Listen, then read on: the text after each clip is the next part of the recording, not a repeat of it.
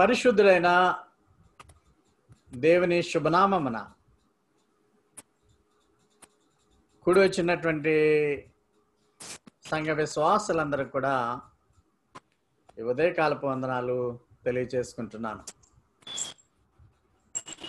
ఈరోజు మనకు తెలుసున్న విషయాలే కానీ ఒక ప్రత్యేక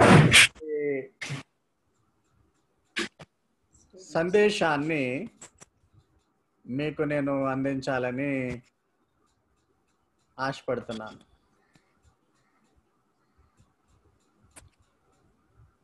మన అంశం ఏదనగా, ఈ రోజులలో దేవుని ఇల్లు ఎక్కడుంది? అసలు దేవునికి ఇల్లు ఉంటుందా? ఎక్కడ ఉంది? నేను యాక్టివ్గా ట్రావెలింగ్ చేసేటప్పుడు ట్రైన్స్లోని వెళుతున్నటువంటి దినాల్లో ట్రైన్లో చూస్తున్నప్పుడు కొన్ని స్టేషన్లో పాడుపడిపోయినటువంటి గృహాలు కనిపిస్తూ ఉండేవి. అనపర్తి అటువైపు ఈ పాడుపడినటువంటి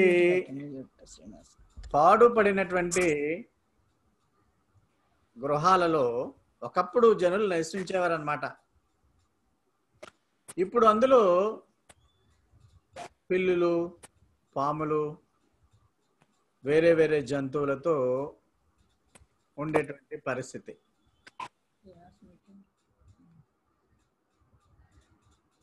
ఆ విధముగా పాడుపడిపోయినటువంటి గృహాల్లో మనుషులు నివసించేటువంటి పరిస్థితి ఉండదు.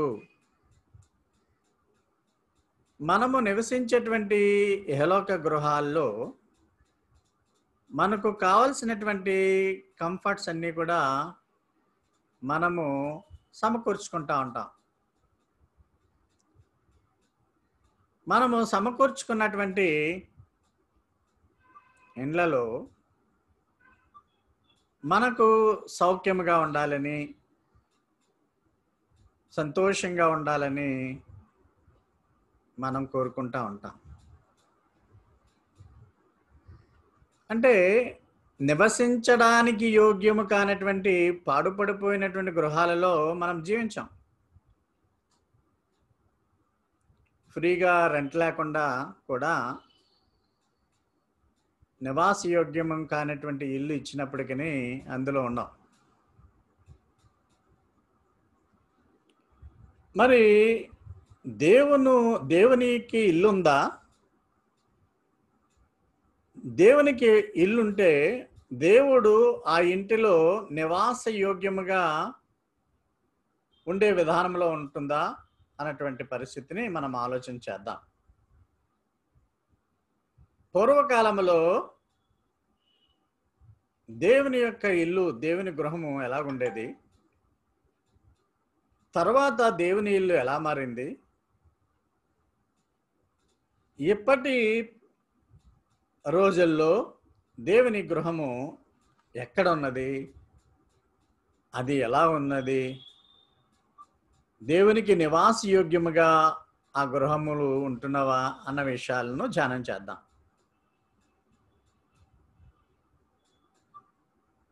హెబ్రీలకు రాసినటువంటి పత్రిక 3వ అధ్యాయము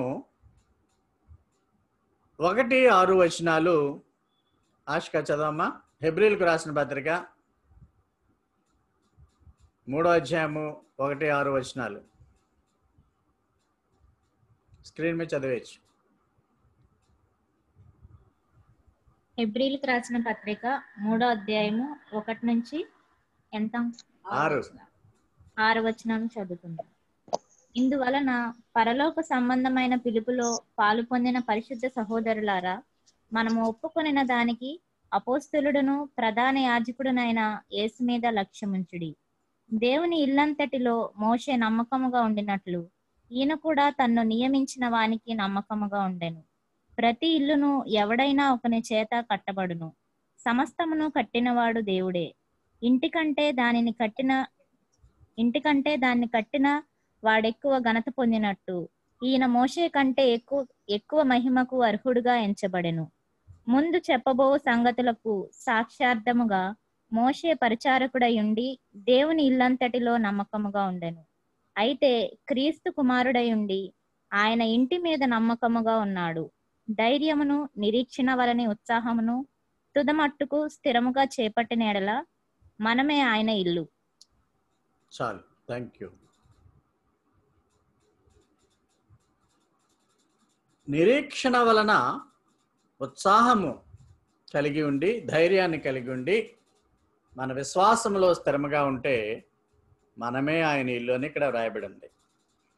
ఈ వాక్యాలను సులభతరంగా మీకు వివరిస్తాను. హెబ్రీ గ్రంథకర్త రాస్తూ 3వ అధ్యాయం 1వ వచనంలో అంటాడు, యేసు ప్రభుని మనలందరినీ కూడా హోలీ బ్రదరన్ అంటున్నాడు. Holy brothers and sisters, partakers of the heavenly calling, పరలోకపు సంబంధమైన పిలుపులో పాలు పొందినటువంటి పరిశుద్ధ సహోదరులారా, సోదరిమణులారా. బైబిల్లో సహోదరులు అన్నప్పుడు సోదరిమణులు కూడా అక్కడ ఉంటారు.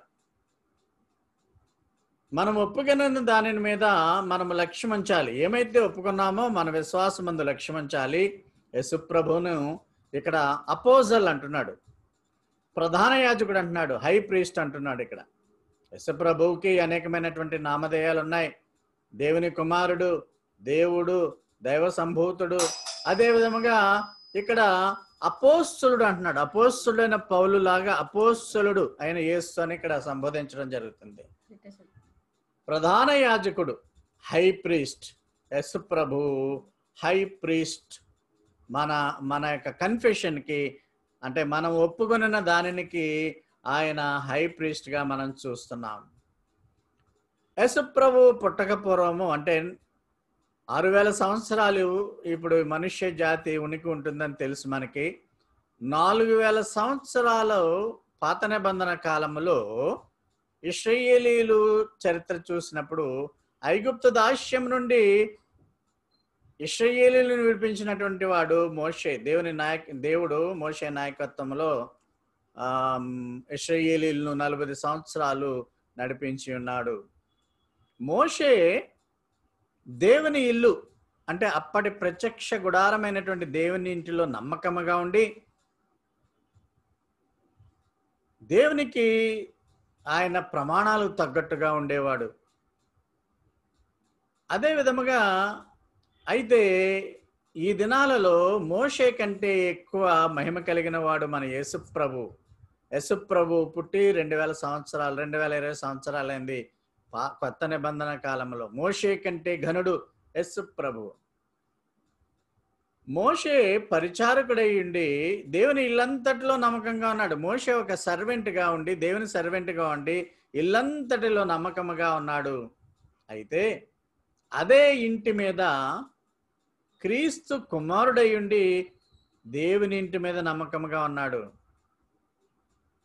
ఆ దేవుని ఇల్లు ఏంటంటే, మీరు ధైర్యాన్ని కలిగి ఉండండి, మీరు చేపట్టినటువంటి మీరు ఏదేనైతే నమ్ముతున్నారో దానిని వదలకుండా మీరు ఉండండి విశ్వాసంతో. చివరి వరకు కూడా మీరు అదే విశ్వాసంతో ఉన్నట్లయితే మీరే దేవుని ఇల్లు, అంటే విశ్వాసం యొక్క సముదాయాన్ని దేవుని ఇల్లు అని మనం చెప్తాం. దేవుడు ప్రజల మధ్య నివసించడానికి ఆయన ఆసక్తి కనబరుస్తున్నాడు. మనకుండేటువంటి నిరీక్షణ దేవుని ఇంటి సేవతో ముడిపడి ఉంది. నిరీక్షణ కలిగిన జనులు, మనకి అనేకమైన నిరీక్షణలు ఉన్నాయి. ప్రభు వస్తాడు, మధ్యాకాశాన్ని తీసుకుని వెళ్ళి అక్కడి నుంచి పరలోకాన్ని తీసుకెళ్తాడు, 7 ఏండ్లు మనల్ని కాపాడుతాడు. ఇలాంటి చాలా. ఈ లోకంలో ఉండగా నిన్ను కాపాడేవాడు కొనుకుడు, నిద్రపోడు, ఎడబాయడు, ఇలాంటి వాగ్దానాలు ఉన్నాయి. ఏ ఆపదాన్ని గుడారం చుట్టూ రాదు అని అనేకమైనటువంటి వాగ్దానాలు దేవుడు ఈ లోకంలో మనం జీవించుచుండగా దేవుని యొక్క కృప ఉంటుంది. తదనంతరము కూడా పరలోకమునకు తీసుకువెళ్ళేటువంటి బాధ్యత దేవుడిదే. అక్కడ నిత్యము సంతోషంతో ఉంటాం. ఇవి నిరీక్షణలు. ఈ నిరీక్షణ కలిగినటువంటి విశ్వాసులైనటువంటి మనము దేవుని ఇంటిలో సేవకులుగా ఉన్నామని మీరు గుర్తెరగండి. అంటే మన నిరీక్షణ దేవుని సేవతో ముడిపడి ఉన్నది. దేవుని ఇల్లు ఈ భూమి పైన ఎక్కడ ఉన్నది? ఈరోజు మన టాపిక్ అది. అపోస్తల కార్యములు 7వ అధ్యాయం 48వ వచనంలో దేవుని యొక్క నివాసం గురించి ఏం రాయబడి ఉందంటే, దావీదు దేవుడు ఉండడానికి నివాస స్థలము కట్టగోరాడు. అంటే దావీదు పరిపాలనలో ఆయన ఉండడానికి ఒక నివాస స్థలము, మందిరాన్ని కట్టడానికి ప్రయత్నం చేశాడు. కానీ కుమారుడు సొలొమోను మందిరాన్ని కట్టాడు. అయితే 48వ వచనం చూస్తున్నట్లయితే, ఆకాశము నా సింహాసనము, భూమి నా పాదపీఠము, నా కొరకు మీరు ఎలాంటి మందిరము కట్టుదురు? మీరు నా కోసం మందిరం కట్టగలరా? నేను విశ్రాంతి పొందడానికి స్థలమేది అని చెప్తున్నాడు. దీని అర్థం ఏంటంటే, హస్తకృత్యములైనటువంటి మందిరములలో దేవుడు నివసించడు. హస్తకృత్యములైనటువంటి మందిరములలో దేవుడు నివసించడు. మన ఇప్పుడు చర్చ్ ఇప్పుడు ఇదే సమయంలో ఖాళీగా ఉంది. అక్కడ ఓపెన్ చేసి ఉంది. బ్రహ్మాండమైన బిల్డింగు, ఏ రోజుకి ఆ రోజు క్లీనింగ్ అవుతుంది. ఆ ఎదురుగుండా క్రాస్ ఉంటుంది. అవన్నీ కూడా చర్చ్ బిల్డింగ్. దాంట్లో దేవుడు ఏమీ నివసించడు, దాంట్లో ఉండడు. కనుక దేవుని యొక్క మందిరములో దేవుని యొక్క సేవ చేసేటువంటి వారిని యాజకులు అంటారు. దాన్నే వేరే విధానంలో పూజారులు అని కూడా అంటారు. ఆ ప్రత్యక్ష గుడారము మొదలుకొని యాజకులు ఏ విధమైనటువంటి పవిత్రతను కలిగి ఉండాలి, దేవుని సేవించేవారు ఏ విధముగా ఉండాలని దేవుడు నిర్దేశించినటువంటి ఒక గొప్ప విధానాన్ని మోషే అనుసరించాడు. అపోస్తల కార్యంలో మనం చూస్తున్నట్లయితే 2వ అధ్యాయంలో మన కుమారుడైన యేసు దేవుని కుడి పార్శ్వమున కూర్చుని ఉన్నాడు. 33వ వచనం చూస్తే, తిరిగి లేచిన యేసుకు మేము చూచామని 32లో ఉండగా 33వ వచనంలో పరిశుద్ధాత్మను మనకు దేవుడు ఇచ్చాడు. కుడి పార్శ్వమున యేసును కూర్చుండబెట్టుకుని ఉన్నాడు. మన వర్షిప్ లో మనం అది గమనిస్తూ ఉంటాం. అత్యున్నత సింహాసనం మీద ఆసీనుడైనటువంటి గొప్ప దేవా, నీ కుడి పార్శ్వమున కూర్చున్న యేసును బట్టి వందనాలు. ఎబ్రీ గ్రంథకర్త ఏం రాస్తాడంటే, కుడి పార్శ్వము నుండి మనకు విజ్ఞాపన ప్రార్థనలు చేస్తున్నాడు యేసు ప్రభు. ఇంతవరకు మనకి కొంత అవగాహన ఉంది. ప్రియులారా, ఇశ్రాయేలీయులు ఐగుప్తు దాస్యం నుండి విడిపించినప్పుడు 40 సంవత్సరములు అరణ్య మార్గము గుండా వాళ్ళు ప్రయాణిస్తున్నప్పుడు కట్టెలతోనూ కట్టెలతోనూ జంతు సంబంధమైన చర్మాలతోనూ కట్టబడినటువంటి దేవుని ఇంటిని చూస్తున్నాం. అది ప్రత్యక్ష గుడారం. దేవుని సన్నిధి ఇశ్రాయేలీయులకు పగలు మేఘస్తంభంలాగా, రాత్రి అగ్నిస్తంభంలాగా కనిపిస్తూ దేవుని ఉనికి వారి మధ్య ఉండేది. ఈ టబర్నకెల్లో, ఈ ప్రత్యక్ష గుడారంలో మనం చూస్తున్నాం.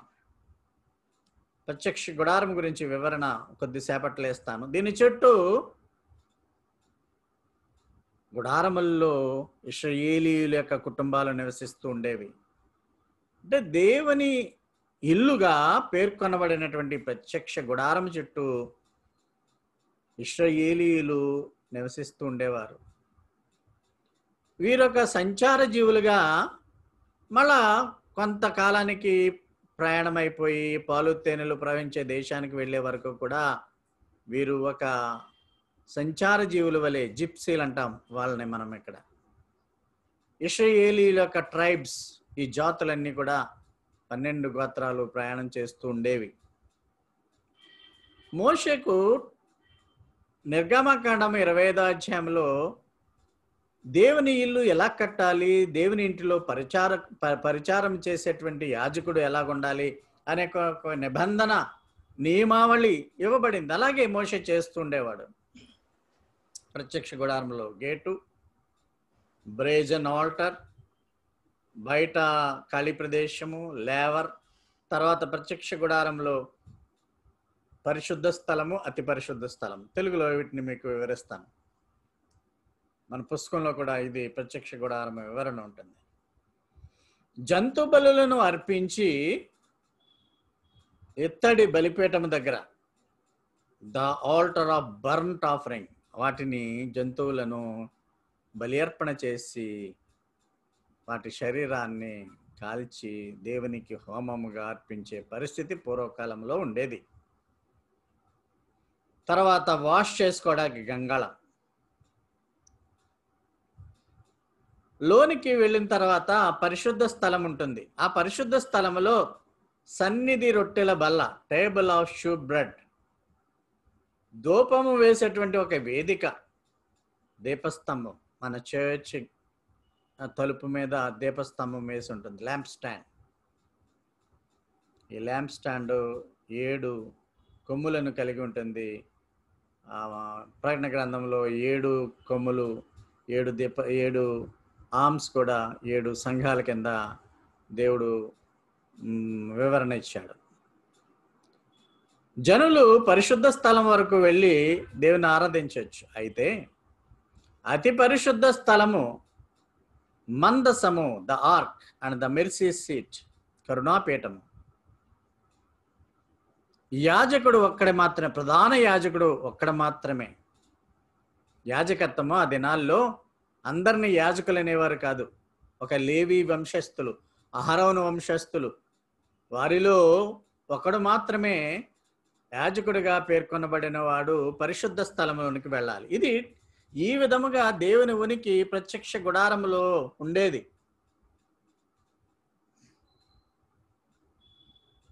జంతువులను బలి ఇచ్చుట, శ్రేష్టమైన పశువులను వధించి దేవునికి ధూపంగా వేయుట. ఇశ్రాయేలీలు వారి యొక్క దేశమును, పాలు తేనెలు ప్రవహించే దేశమును ఆక్రమించుకునగా దేవుడు ఉండేటువంటి నివాస స్థలానికి దావీదు ముందుగా ప్రయత్నం చేశాడు, కానీ కుమారుడైనటువంటి సొలొమోను ద్వారా మాత్రమే జరిగింది. ఈ సొలొమోను మందిరము రాతి దెబ్బలతోనూ రకరకాలైనటువంటి అలంకరణలతోనూ ఈ సొలొమోను మందిరాన్ని వారు ఏర్పాటు చేస్తారు, దేవుడు ఇందులో నివసించాలని. సొలొమోను మందిరం యొక్క స్ట్రక్చర్ చూస్తే ఇందులో రకరకాల బంగారంతో కూడినటువంటివి, ముందుగా స్తంభాలు ఉంటాయి, 2 స్తంభాలు. ఆ విధముగా ఇది అతి పరిశుద్ధ స్థలము. ఆ టెబర్నకల్నే ఒక టెంపుల్ లాగా సొలొమోను నిర్మించాడు. మీకు తెలుసు, సొలొమోను మందిరము 2 సార్లు కూల్చబడింది, 3వసారి కట్టబడడానికి ప్రయత్నం చేస్తున్నారు. అది కట్టేప్పుడే అంత్యక్రీస్తు వెల్లడి చేయబడతాడు. అప్పుడే మధ్యాకాశంలోనికి యేసు ప్రభు వస్తాడు, మనల్ని తీసుకుని పోతాడు, 7 ఏండ్ల శ్రమలు భూమి మీద వస్తాయి అన్నటువంటి ఆ భావనలు మనము తరచూ చదువుతున్నాము, వాటిని అధ్యయనం చేస్తున్నాం. మనం ఇక్కడ గమనిస్తున్నట్లయితే ఈ క్రింద బ్లూ అంగీతో ఉన్నటువంటి వాడు ప్రధాన యాజకుడు. అక్కడ 2 సింహాల్లాగా రెక్కల్లాగా ఉన్నాయి చూసారా, మందసము, కరుణాపీఠము. అక్కడికి ఒక్కడే వెళ్ళాలి, అందరూ వెళ్ళిపోవడానికి వీల్లేదు. అక్కడికి వెళ్ళి ప్రధాన యాజకుడు, ఈ హై ప్రీస్టు, ఇశ్రాయేలీ ప్రజల యొక్క విన్నపాలను దేవుడి ముందు ఉంచాలి. అంటే దేవుడు ఇక్కడ కరుణాపీఠం దగ్గర ఉంటాడనేటువంటి భావన. ఆ విధముగా దేవుడు వారితో మాట్లాడుతుండేవాడు. అంటే దేవునికిని ప్రజలకును మధ్య, ఇశ్రాయేలు ప్రజలకును మధ్యవర్తి ప్రధాన యాజకుడు, అహరోను వంశస్థులు, లేవి వంశస్థులు, ఒక్కడు మాత్రమే వెళ్ళాలి. అయితే యేసు ప్రభువు శిలువ మ్రాను మీద మరణించిన తర్వాత హస్తకృత్యాలైనటువంటి మందిరాల యొక్క స్థానములో ఆత్మ సంబంధమైన మందిరాలు యేసు ప్రభు ఏర్పాటు చేసి ఉన్నాడు. అంటే ఇప్పటి వరకు మనం అధ్యయనం చేసినటువంటి విధానంలో దేవుడు అరణ్యములో ఇశ్రాయేలీల మధ్య ప్రత్యక్ష గుడారంలో వారికి ప్రత్యక్షమయ్యేవాడు. తర్వాత సొలొమోను మందిరంలో అతి పరిశుద్ధ స్థలంలో వారితో మాట్లాడుతూ ఉండేవాడు. లోపలికి వెళ్ళడానికి ఒక్కడికి మాత్రమే అర్హత. అయితే యేసు ప్రభువు 2000 సంవత్సరంలో మరణించి ఉండగా ఆయన కార్చినటువంటి రక్తం వలన మనుషులందరకు విడుదల కలగగా ఈ విశ్వాసులు, ఆయనను నమ్మేటువంటి విశ్వాసులందరూ కూడా ఒక ఆత్మ సంబంధమైన మందిరముగా ఆయన ఏర్పాటు చేసి ఉన్నాడు. ఆత్మ సంబంధమైన మందిరమునకు పైన మన ప్రధాన యాజకుడు హై ప్రీస్ట్ యేసుక్రీస్తు ఉన్నాడు. ప్రధాన యాజకుడైన యేసుక్రీస్తు ఆయన రాజు. మోషే కంటే ఈయన గొప్పవాడు, దేవుని కుమారుడు. ఇప్పుడు యెరూషలేములో ఉండేటువంటి భౌతికమైన నిర్మాణము, సొలొమోను మందిరము అలాంటివి లేవు. యేసు ప్రభు ఆయన దేవుని కుమారుడై ఉండి విశ్వాసుల సముదాయమైనటువంటి ఆత్మ సంబంధమైనటువంటి మందిరములో కుమారుడు ఆ ఇంటి మీద నమ్మకంగా ఉన్నాడు. మొదటి పేతురు 2వ అధ్యాయము 4-5 వచనాలు చదువుకుందాం. బైబిల్లో ఉన్న వాళ్ళు కానీ లేకుంటే స్క్రీన్ మీద కానీ 4-5 వచనాలు చదవండి. ఎవరు చదువుతారు? స్పష్టంగా చదివే వాళ్ళు చదవచ్చు. Anybody can read. మనుషుల చేత విసర్జింపబడినను దేవుని దృష్టికి ఏర్పరచబడినదియు అమూల్యమును సజీవమునైన రాయియగు ప్రభువు నద్దకు వచ్చిన వారై యేసుక్రీస్తు ద్వారా దేవునికి అనుకూలములగు ఆత్మ సంబంధమైన బలులను అర్పించుటకు పరిశుద్ధ యాజకులుగా ఉండునట్లు మీరును సజీవమైన రాళ్ల వలె నుండి ఆత్మ సంబంధమైన మందిరముగా కట్టబడుచున్నారు. చాలమ్మా, థ్యాంక్ యూ. సజీవమైన రాయి మన యేసు ప్రభు మనుషుల చేత విసర్జింపబడ్డాడు. అయితే దేవుని దృష్టికి అమూల్యమైన వాడు సజీవుడకు యేసు ప్రభు దగ్గరికి మనం వచ్చాం. యేసుక్రీస్తు ద్వారా దేవునికి మనము బలులు అర్పించాలి. పూర్వకాలంలో అయితే యాజకుడు ఒక్కడే యేసుక్రీస్తు రక్తము చేత పవిత్రపరచబడినటువంటి మనలాంటి విశ్వాసులందరూ కూడా యాజకులే. అందుకనే దేవుని సంఘాల్లో యాజకుడు ఏదో పాస్టర్ అని పిలుస్తారు, కానీ అందరూ కూడా యాజకులు. యాజకులు అంటే దేవునికి సేవ చేసేవారు.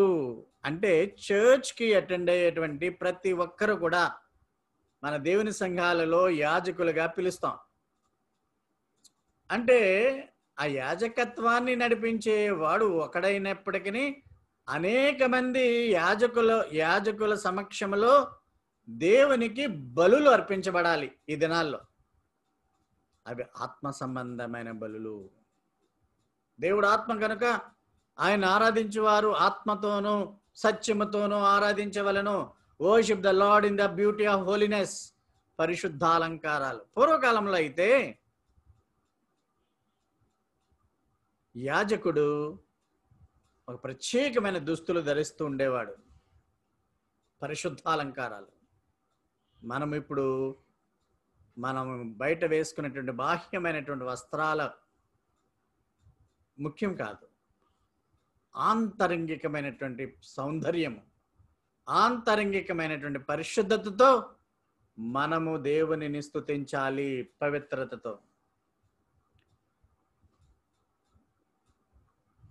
This is the picture taken in this year 2020లో తీసుకున్నాం, February 14th. ఇంకా అక్కడి నుంచి మనం కలిసే విధానమే పోయింది.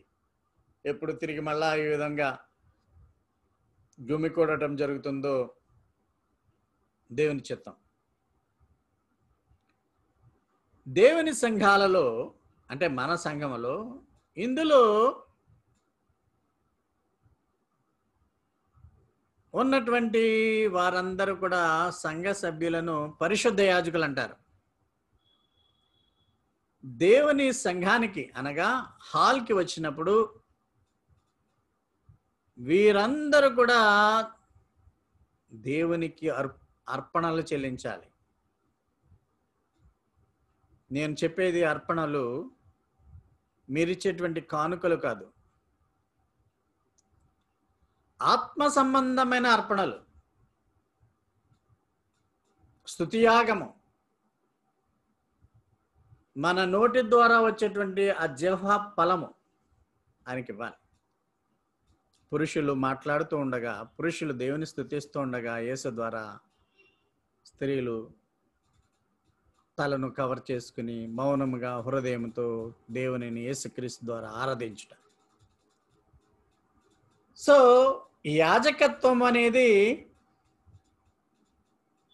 యేసు ప్రభువు శిలువ మీద మరణించి సమాధి చేయబడి 3వ దినమున లేచిన తర్వాత నుండి ఆయనను విశ్వసించే వారందరికీ కూడా యాజకత్వం ఇచ్చాడు. అంటే సంఘములో ఉన్నటువంటి వీరందరూ కూడా యాజకులు, ప్రీస్ట్స్. ఆ బల్లపరిచర్యనే మనము హోలీ ప్రీస్ట్హుడ్ సర్వీస్, పరిశుద్ధ యాజక విందు. అది హోలీ ప్రీస్ట్హుడ్ సర్వీస్, పరిశుద్ధ యాజక పరిచర్య. అందువలన ఇక్కడ ఒక కేర్ టేకర్ ఉండొచ్చు, ఒక పాస్టర్ ఉండొచ్చు, కానీ పాస్టర్ ఒక్కడిదే బాధ్యత కాదు. పాస్టర్ గారు పాఠం లెసన్ చెప్పుకుంటాడు, ఆయన అంటాడు ఆయనకి బాధ్యత అని అనకూడదు మనం. అందుకని కనీసము మీకు వాక్యం చెప్పేటువంటి ఆ పరిజ్ఞానము అంతగా గొప్పగా లేకపోయినా చెప్పేవాడు ఉన్నాడు గనక ఆయనకు ఓపిక ఉంది. వాక్యం చెబుతానికి రమ్మన్నప్పుడు ఆదివారము, శుక్రవారము, లక్షవారం మీరు వస్తున్నందుకు దేవునికి వందనాలు. మీకు చెప్పేవాడెవడు, ఎంత శ్రమపడేవాడెవడు?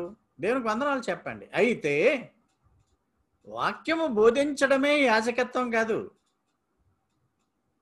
దేవుని సన్నిధికి వచ్చినటువంటి యాజకులు అర్పణలు చెల్లించాలి, ఆత్మ సంబంధమైన బలులు అర్పించాలి.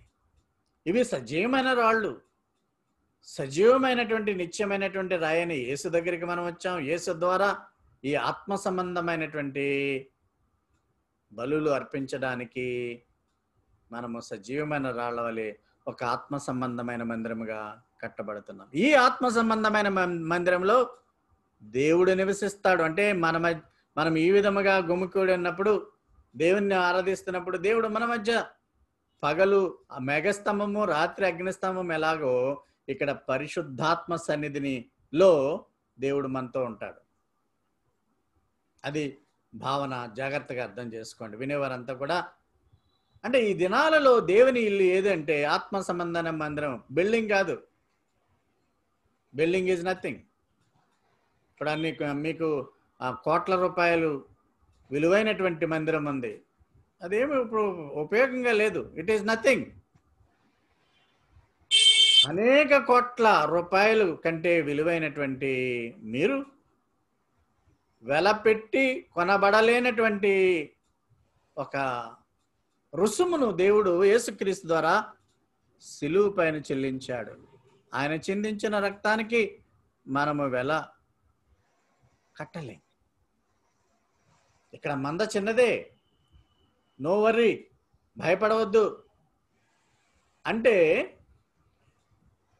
క్రైస్తవ విశ్వాసులు మందిరాలకు వెళ్ళినప్పుడు ఆత్మ సంబంధమైన బలులు అర్పించాలని దేవుడు కోరుకుంటున్నాడు.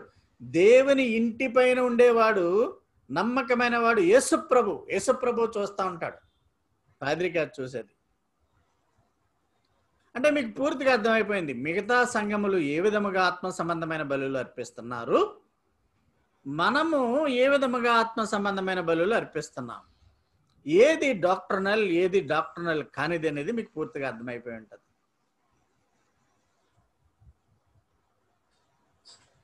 ఎంపిక చేయబడిన వారు కొద్దిమందే, పిలువబడిన వారు అనేక మంది.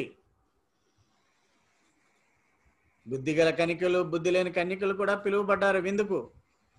బుద్ధి లేని క్రైస్తవులు కూడా ఉంటారు. వాళ్ళతో నువ్వు సమవుజ్జి ఉండకూడదు. అంటే ఇప్పుడు ప్రత్యక్ష గుడారము లేదు, సొలొమోను మందిరము లేదు, దేవుని నివాస స్థలము ఆత్మ సంబంధమైన మందిరము. మనం ఒక హాల్ నిర్మించుకున్నాం. Hall is not at all a temple of God, is not at all a spiritual house for the God. మీకు అర్థమై ఉంటుంది అనుకున్నాను. దేవుడు నివాస స్థలమైనటువంటి మనలను దేవుని ఇంటిగా చేశాడు. ఆ ఇంటి పైన నమ్మకముగా ఉన్నవాడు యేసుప్రభు అని మనము నమ్మాలి. ఈ స్పిరిచువల్ హౌస్లో మనమే దేవుని ఇల్లు అంటున్నాడు కదా. మనం ఎప్పుడు దేవుని ఇల్లు, విశ్వాసులందరూ కూడా దేవుని ఇల్లు అయిపోరు. ఏదో ఒక పలానా ఎక్స్ సంఘం అని ఉండండి, అక్కడ ఎప్పుడు కూడా గొడవలు, మాట్లాడుకోవడాలు, వెనకాల కూర్చుని ఎవరు మంచి సారీ, ఎవరు మంచి డ్రెస్ వేసుకున్నారు, ఎవరు ధనికులైన వారికి విలువ ఇవ్వడము, పేదవారిని గెంటి వేయడము, లేకుంటే ఎవడైతే అక్కడ యాజకుడు అని చెప్పబడుతున్నాడో పాస్టర్ ఆయనే గొప్పలు చెప్పుకోవడం, ఆయన అన్ని కార్యాలు చేసేయడం, మొదల నుండి తుది వరకు కూడా ఆయన చెక్కబడ్డం, ఆయనే దైవజనుడు, మిగిలిన వారు దైవజనులు కారనేటువంటి విధానంలో అక్కడ జరుగుతుండడం మీకు తెలుసు. అక్కడ ఆత్మ సంబంధమైన బలులు అర్పించబడుతున్నాయా?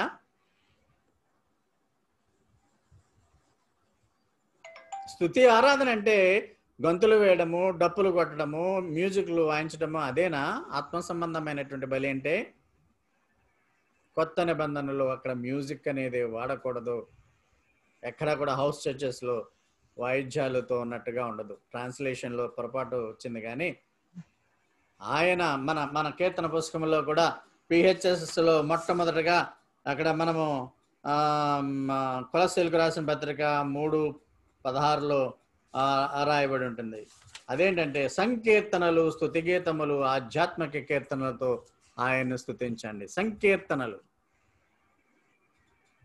అయితే తెలుగులో మ్యూజిక్ అని, వాయిద్యాలతో అని పడింది. కీర్తనలు, స్తుతి గీతాలు, వీళ్ళంతా ఏం చేస్తున్నారు? ఈ పిక్చర్లో ఉన్న వాళ్ళు ఆత్మ సంబంధమైన బలులు అర్పిస్తున్నారు. అప్పుడు దేవుడు ఆ పరలోకం నుండి ఆత్మ సంబంధమైన బలులను స్వీకరించి ఎంతగానో సంతోషిస్తాడు. మనకు ఇహలోకపు దీవెనలు, పరలోక దీవెనలు ఇస్తాడు. ఈ దేవుని ఇంటి పైన ప్రధాన యాజకుడిగా, హై ప్రీస్ట్గా ఉన్నవాడు యేసుప్రభు, ద సన్ ఆఫ్ గాడ్. మనం ఇక్కడికి వెళ్ళేది ఆత్మ సంబంధమైన బలులు. ఇప్పుడు అది కుదరట్లేదు కాబట్టి కనీసము ఈ డిజిటల్ వేలో ఆయన స్తుతించడానికి మనమంతా దూర ప్రాంతాల్లో ఉన్నప్పటికీ, రాత్రి ఎల్సీ గారిని 10,000 కిలోమీటర్ల నుంచి రాజమండ్రి తీసుకొచ్చేసాం. That is the technology God has given to us. దాన్ని ఉపయోగించుకోవడానికి, అది ఎక్కడా డిస్టర్బెన్స్ లేకుండా ఉండడానికి దేవుడు మనకు మంచి అవకాశం ఇస్తున్నాడు. కనీసం దీనినైనా మనము ఉపయోగించుకొని ఈ యొక్క వైరస్ దుస్థితిలో ఇటువంటి ఫెలోషిప్ అన్నా మెయింటైన్ చేయడానికి మనం ఉండాలి. చాలా మందికి ఇంకా చర్చ్ నడవట్లేదు కదా అని వాళ్ళ యొక్క తలంపులు వేరేగా ఉంటున్నాయి. మానేస్తున్నారు, ఇంట్లో కూర్చుంటున్నారు, పనులు చేసుకుంటున్నారు, ఇష్టం వచ్చినట్టు. కొన్ని కుటుంబాలు అలాగే అయిపోయాయి. కొన్ని కుటుంబాలు మానవేయచ్చు కూడా చర్చ్కి అటెండ్ అవడం. అంటే ఆ బిల్డింగ్లో ఏముంది? మీరు ఎక్కడైతే సమకూడి అక్కడ ఆత్మ సంబంధమైన బలులు అర్పిస్తారో అక్కడ దేవుడు ఉన్నాడని గ్రహింపుకు కొంతమంది రాలేదు ఇంకా. అందుకే దేవుడు ఈ దినాలలో నివాస స్థలం ఎక్కడ అని మనతో మాట్లాడుతున్నాడు. నా నివాస స్థలం ఎక్కడ? Worship the Lord in the beauty of holiness. పరిశుద్ధ ఆంతరంగికమైనటువంటి పరిశుద్ధతను ఆయన కోరుకుంటున్నాడు. ప్రియమైన వాళ్ళారా, this is not happening now. ఇప్పుడు ఇది జరగట్లేదు కనుక పూర్తిగా వదిలేద్దామా? నో. దేవుడు గుడ్ టెక్నాలజీ ఇచ్చాడు మనకి. టెక్నాలజీని ఉపయోగించుకున్నా మనం ఒక ఫెలోషిప్గా, ఆత్మ సంబంధ మందిరంగా దూరంగా ఉన్నప్పటికీ ఒక స్పిరిచువల్ గాని ప్రేజ్ చేస్తున్నాం. విశాఖపట్నం నుంచి ఐజక్ గారు కుమారుడు సోన్ రతన్ ప్రేజ్ చేశాడు. అది దేవుని దగ్గరికి వెళ్ళలేదు అనుకుంటున్నారా మీరు? మనం రాజమండ్రిలో ఉండి ప్రేజ్ చేస్తున్నాం. అది దేవునికి వెళ్ళలేదా? దేవునికి స్తుతి ఆరాధన, ప్రార్థన కూడా చేస్తున్నాం. దేవుని ఇల్లు ఈ దినాల్లో మన మధ్య ఉన్నది. మీరు ఒప్పుకున్న దానిని నమ్మకముగా మీరు చేపట్టిన ఎడల అదే దేవుని ఇల్లు. దేవుని ఇంట్లోకి వెళ్ళిన తర్వాత యాజకులంతా ఏం చేస్తారు అంటే, ముందుగా ఈ అర్పణలు, స్తుతి అర్పణలు చెల్లించే విధానంలో పరిశుద్ధ యాజకుల పరిచర్య అంటాం మనం. దాన్నే రిమెంబరెన్స్, జ్ఞాపకం చేసుకుంటూ అంటాము. యేసుక్రీస్తు యొక్క శరీరాన్ని, రక్తాన్ని. బ్రేకింగ్ ఆఫ్ ది బ్రెడ్, రొట్టె విరుచుడు అంటాం. లార్డ్ సప్పర్ అంటాము, ప్రభు యొక్క భోజనము. హోలీ కమ్యూనియన్, పరిశుద్ధ సంస్కారము, యుకారిస్ట్ అని కూడా అంటారు. ఇది పరిశుద్ధ యాజకులు అందరూ చేయవలసినటువంటి పని. ఒక సోదరుడు వెళ్ళి రొట్టె విరిచి ద్రాక్షారసము ఎత్తుకుని దేవుని స్తుతులు చెల్లించుకుంటూ ఉన్న తర్వాత, అది స్వీకరించిన తర్వాత 1 by 1 సోదరులంతా కూడా, విశ్వాసులంతా కూడా ఆత్మ సంబంధమైన బలులు ఆయనకి అర్పిస్తారు. ప్రార్థనలు కాదు అక్కడ చేసేది. ప్రస్తుతానికి కొంత మనకి గందరగోళ పరిస్థితి ఉన్నది. పరిశుద్ధ యాజక పరిచర్య చేసేటప్పుడు ఆ రొట్టె విరడమే కాదు, వర్షిప్ చేయడం. సైలెంట్గా ఉన్నటువంటి సోదరిమణులు కూడా they are offering the sacrifices silently to the God from the bottom of their hearts. ఇది ఒక్కడే చేయకూడదు. గమనించారా మీరు? రొట్టె విరిచేటప్పుడు ఒక్కడనే చేయమనం.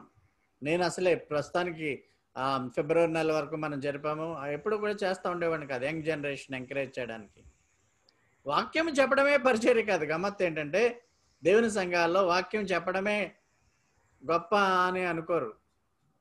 పరిశుద్ధ అలంకరణలతో, పరిశుద్ధతతో దేవునికి ఆత్మ సంబంధమైన బలులు అర్పించుట చాలా ముఖ్యము. God wants that on every Lord's day. అది అయిపోయిన తర్వాత 6 దినాలు కూడా పరిశుద్ధతతో దేవుని బిడ్డలుగా మంచి సాక్ష్యాన్ని కలిగి ఉండాలి. ఈ పరిశుద్ధులందరూ ఇన్సైడ్ అండ్ అవుట్ సైడ్ పరిశుద్ధతతో ఉండాలి. ఒక గొప్ప సాక్ష్యం కలిగి ఉండాలి. రిమెంబర్ మీ, మీరు నన్ను జ్ఞాపకం చేసుకోనండి. ఈ జ్ఞాపకం చేసుకునేటప్పుడు దేవునికి స్తుతులు చెల్లిస్తూ ఉంటాం. ఒక రొట్టెని విరిచి ఆయన పైకి దేవునికి స్తుతులు చెల్లించాడు యేసు ప్రభు. అలాగే ద్రాక్షారసము నా రక్తం అన్నాడు. అది జ్ఞాపకం చేసుకుంటూ దేవునికి యేసుక్రీస్తు ద్వారా ఆత్మ సంబంధమైన బలులు అర్పించాలి. ఈ యొక్క రక్తాన్ని మనం గ్రోలుతున్నాం, దాన్ని తాగుతున్నాం. దేవునికి వందనాలు. ఎంత మంచి సందేశాన్ని దేవుడు మనకి ఇస్తున్నాడు. విశ్వాసులు ఆయన చెప్పినటువంటి నిబంధనలు గైకొంటూ ఉన్న ఎడల మనం ఇల్లు అవుతాము. మనమే ప్రపంచంలో ఉన్న వాళ్ళంతా కూడా, విశ్వాసులంతా ఆయన ఇల్లు అయిపోరు. ప్రపంచంలో ఉన్న క్రైస్తవ విశ్వాసులంతా కూడా రక్షణ పొంది పరలోకంలోకి వెళ్ళొచ్చేమో కానీ they are not entitled to receive the awards and rewards. పరిశుద్ధ యాజకులుగా ఉండి దేవునికి అర్పణలు చెల్లిస్తూ, ఆ ఆత్మ సంబంధమైన బలులు అర్పిస్తూ, దేవుని ప్రమాణాలని ప్రకారం నివసిస్తూ, పరిశుద్ధ సాక్ష్యం కలిగి ఉండి, నోరు, హృదయము, శరీరము అదుపులో పెట్టుకుంటూ పరిశుద్ధతతో ఉండే వారికి అనేకమైన బహుమానాలు దేవుడు పరలోకంలో ఇస్తాడు. దాని కొరకు దేవుని సంఘాల్లో సిద్ధపాటు చేస్తూ ఉంటాం. ప్రియమైన వాళ్ళారా, we are separated from the other people, other Christians also. ఈ విధానంలో మన జీవితాలు ముందుకు వెళ్ళాలి. హెబ్రీ గ్రంథకర్త రాస్తాడు 10వ అధ్యాయం 19-25 వచనాల్లో, దేవుడు యేసుక్రీస్తు ద్వారా ఒక మార్గం ఏర్పాటు చేశాడు మనకిప్పుడు. జంతు బలులు ఇవ్వక్కర్లేదు, జంతు రక్తం అక్కర్లేదు, జంతు శరీరము అందులో ఉన్నటువంటి కాలేయము అటువంటివన్నీ కూడా ధూపంగా వేయక్కర్లేదు. అవన్నీ కూడా యేసు ప్రభు మన తరపున చెల్లించేస్తాడు. ఒక నూతనమైన మార్గం ఇచ్చాడు, జీవం అనేటువంటి మార్గం ఇచ్చాడు. యేసుక్రీస్తు శరీరం అనేటువంటి తెర ద్వారా దేవుడు మనకు ఒక మార్గం ఇచ్చాడు. ఆ మార్గం ద్వారానే మనము దేవుని యొద్దకు వెళ్ళగలుగుతున్నాము. ఆదివారం నాడు మనము ఆ యొక్క ఆత్మ సంబంధమైన బలులు అర్పించే విధానంలో యేసుక్రీస్తు చిందించినటువంటి రక్తం వలన మనము అక్కడ ప్రవేశించడానికి ధైర్యం వస్తుంది. ఏదో థింగ్ వీ హ్యావ్ ల్యాకింగ్. పూర్తిగా మనము స్వచ్ఛమైనటువంటి పరిశుద్ధులుగా ఉండలేము. అయినప్పటికీ మనము ఆయన చిందించిన రక్తం వలన మనకు ధైర్యం వస్తుంది ఆయన స్తుతించడానికి, దేవుని వద్దకు వెళ్ళడానికి. పూర్వకాలంలో యాజకుడు ఒక్కడే యెహోవా దేవునికిని ప్రజలకి మధ్యవర్తిగా ఉండేవాడు. 2000 సంవత్సరం గతించిపోయిన తర్వాత, యేసుక్రీస్తు శిలువ కార్యము అయిపోయిన తర్వాత, దేవునికిని విశ్వాసులకును మధ్యవర్తిగా యేసు ప్రభు ఉన్నాడు. మనకు ఒక న్యాయవాది ఉన్నాడు, యేసుక్రీస్తు మన తరపున విజ్ఞాపన చేయడానికి ఒక న్యాయవాది ఉన్నాడు. మన కొరకు విజ్ఞాపన ప్రార్థన చేసేవాడు యేసు. ఆయనకు అనేకమైన నామాలు ఉన్నాయి. ఆయన ప్రధాన యాజకుడు. దేవుని ఇంటి పైన మనకు గొప్ప యాజకుడు ఉన్నాడు, హై ప్రీస్ట్ ఉన్నాడు. ఆ హై ప్రీస్ట్ దేవుడు. పరలోకంలో కూడా దేవునికి స్తుతి ఆరాధన జరుగుతూ ఉంటుంది. దేవాది దూతలు పరిశుద్ధులు పాల్గొంటారు.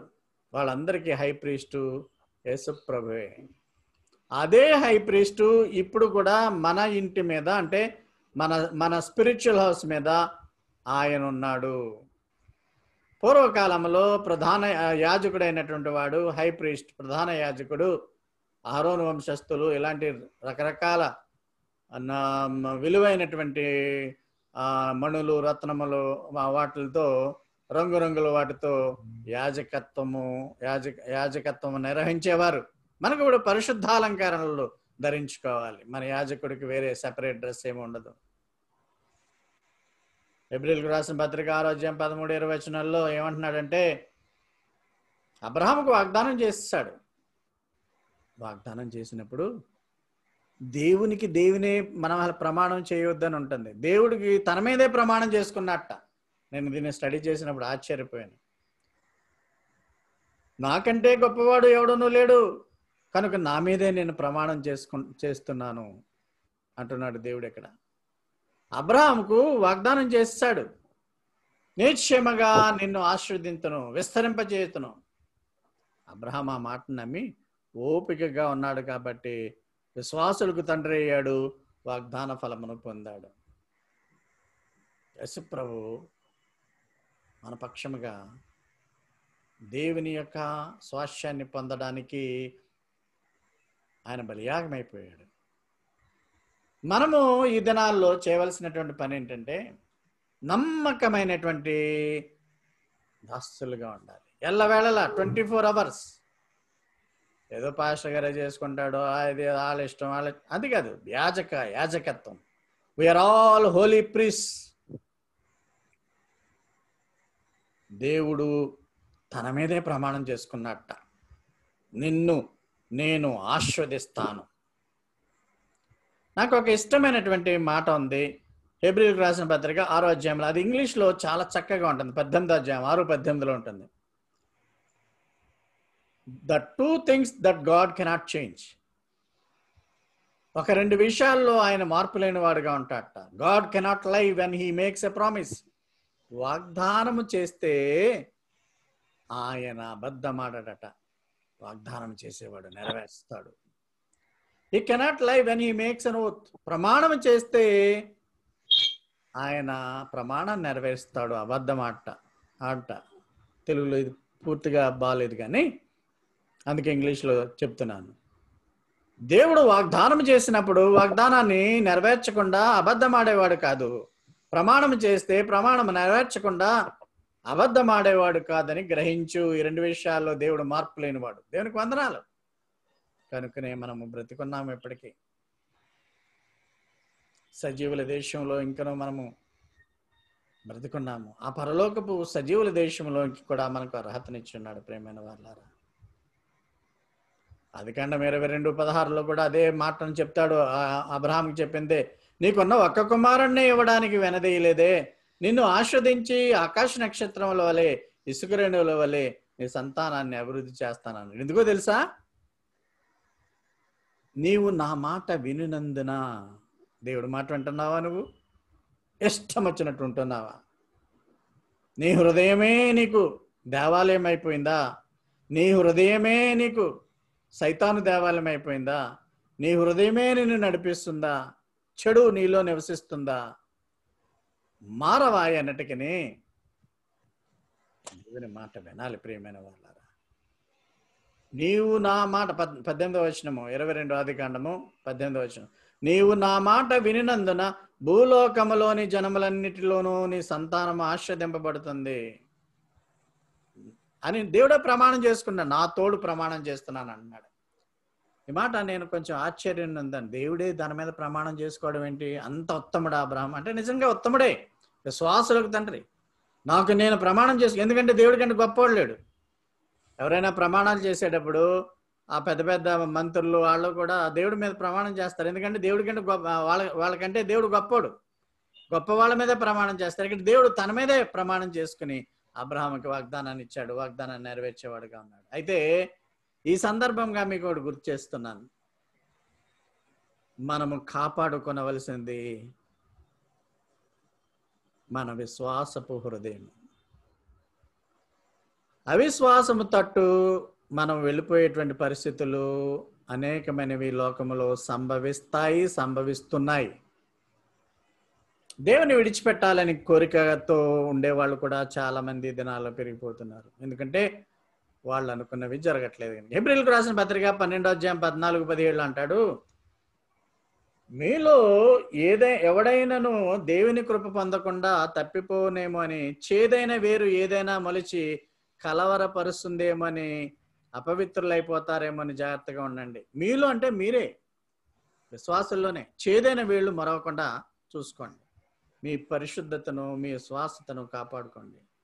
17వ వచనంలో అంటాడు, తర్వాత ఏశావు మళ్ళా ఆశీర్వాదం పొందడానికి కన్నీళ్లు విడిచాడు, కానీ మారు మనసు పొందని అవకాశము దొరకకుండా విసర్జింపబడ్డాడు. ఇదే హెబ్రీయులకు రాసిన పత్రిక 6వ అధ్యాయం 4-6 వచనాల్లో ఎలా ఉంటుందంటే, ఇది ఫైనల్గా దీంతో కన్క్లూడ్ చేస్తాను.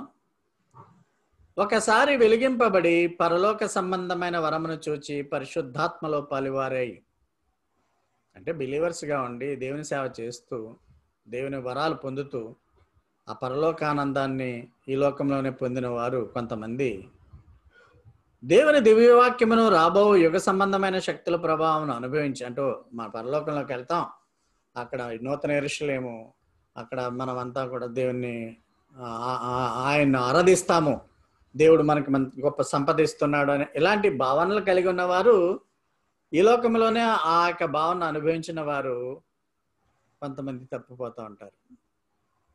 వారు తమ విషయంలో దేవుని కుమారుని మరలా సిలువ వేయచ్చు బహాటముగా ఆయన అవమానపరుచున్నారు గనక మారు మనసు రక్షణ పొంది మళ్ళా తిరిగి సాతాను వైపు వెళ్ళిపోయే వాళ్ళు కూడా ఉన్నారు ఈ లోకంలో.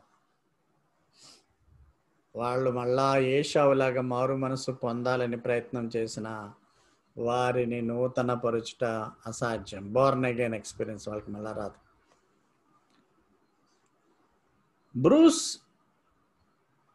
గెరెన్స్ సర్ అనేవాడు అక్కడ ఉన్నాడు. అయితే ఈ రోజు సందేశంలో ఇతన్ని చెప్పడానికి అర్హుడు కాదు ఇతను. కానీ ఎందుకు చెప్తున్నానంటే, ఏశావు లాంటి ఒక ఎగ్జాంపుల్. ఈయనకి 60 సంవత్సరాలు ఇప్పటికే జీవిస్తున్నాడు. అమెరికాలో ఓహియో స్టేట్లో ఉన్నాడు. 39 సంవత్సరాల నుంచి అక్కడ జీవిస్తున్నాడు. భార్యతో పాటు 6 ఎదిగిన పిల్లలు ఉన్నారు, 11 మంది మనవులు ఉన్నారు. ఎవాంజలికల్ చర్చెస్ అంటే లూథరన్ చర్చెస్ లాంటి వాటిలో 25 years ఆయన ఓహియో, టెక్సాస్, మిచిగన్లో పాస్టర్గా చేశాడు. చేదైన వేరు మొలిచింది. 2005లో ఆయన పరిచర్య వదిలివేశాడు, మినిస్ట్రీని వదిలేస్తాడు. కొంతమంది చర్చికి రావడం మానేస్తూ ఉంటారు.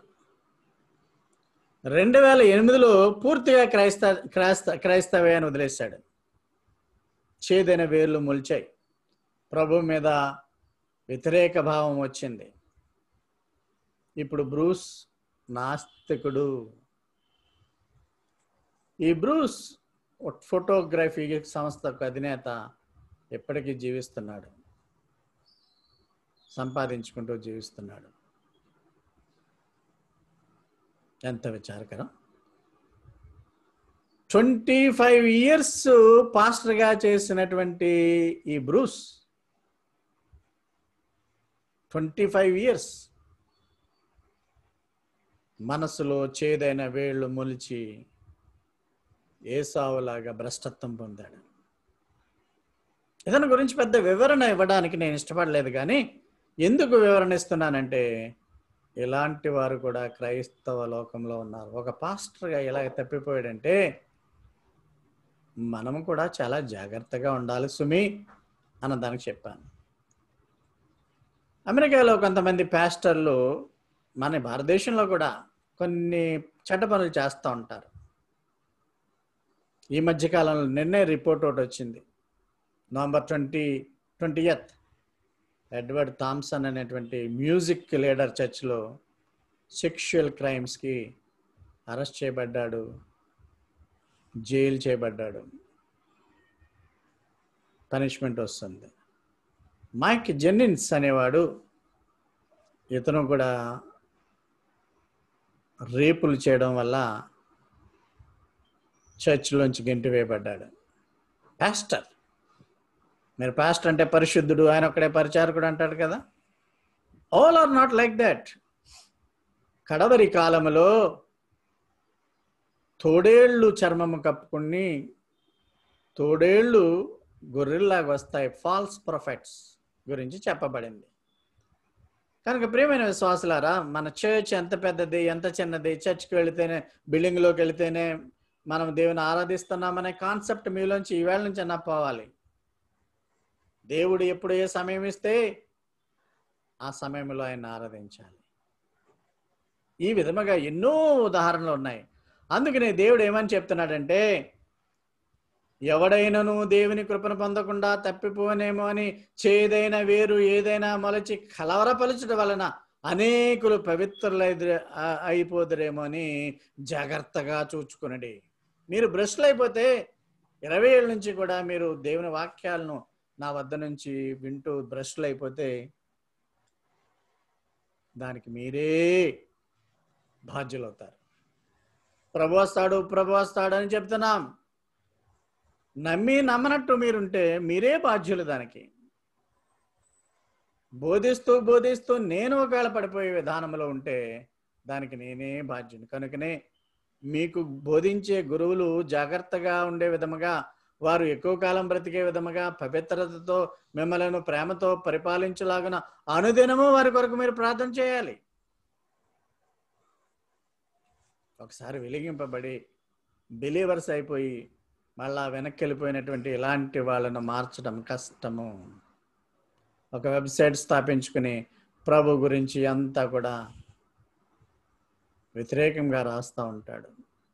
ఇలాంటి వాళ్ళని నేను చదివి నేనేమి పెద్ద ఎఫెక్ట్ ఫీల్ అవును, కానీ యంగ్ పీపుల్ ఇలాంటి రచనలు చదువుతూ ఉంటుంటే చేదైన వేళ్ళు మొలవడానికి అవకాశం ఉన్నాయి. కనుక జాగ్రత్తగా ఉండండి. దేవుడు ఈ యొక్క అత్యంత క్లిష్టమైనటువంటి స్థితిలో, పరిస్థితుల్లో మనము చెడిపోకుండా, పడిపోకుండా ఆయన పరిశుద్ధాత్మను మనకు ఎల్లవేళలా అనుగ్రహిస్తూ కాచి కాపాడి ఆయన మధ్యాకాశంకి వచ్చి పర్యంతము మనలను ఆయన ప్రమాణాల మేరకు ఆత్మ సంబంధమైన బలులు దేవునికి అర్పించడం ద్వారా ఆయన సంతోషించులాగన మన జీవితాలను ఆయన కాపాడును కాక. ఆమేన్. ఆమేన్.